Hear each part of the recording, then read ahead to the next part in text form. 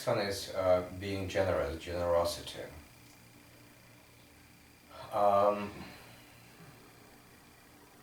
The best way to understand generosity as the key to emotional well-being is that generosity is an indication how open you are to life. It's an indication of a valve you have inside, a valve which takes amazing things from life and let them pass through you and releases them onto others. So when you're open, when you're being generous, two things happen.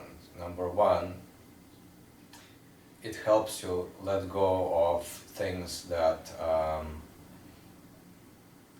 do not necessarily need to be stuck with you, that you have but do not need to be stuck with you. It's a way to use things that you have in your life rather than hoard them.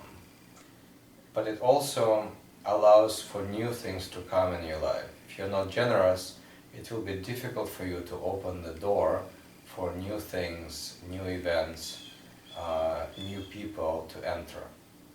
And because of this all, generosity is probably one of the best ways how you can have rich life. Rich life not only financially. Not only well, let's say it this way, not only in every way, but also financially, because if you're not generous, if you're tight-fisted, what's going to happen is you will not have the vibration of a person who will attract money into your life. So a person who is tight-fisted also tends to be a person who is poor. And most importantly, here poverty will not necessarily mean that you will not have a good functioning car. Here we talk about poverty of the spirit. You might have a very expensive car to drive, but you will feel poor nonetheless.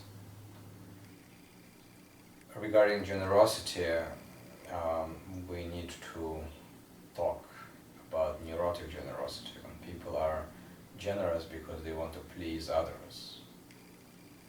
In other words, they're not generous at all, rather they are trying to play being generous. What did you call it? Neurotic generosity. Neurotic generosity. Okay. Dysfunctional generosity.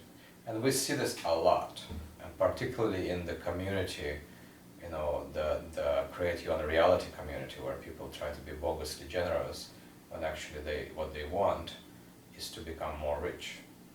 They try to become prosperous, and to be prosperous in that theory is you need to become generous.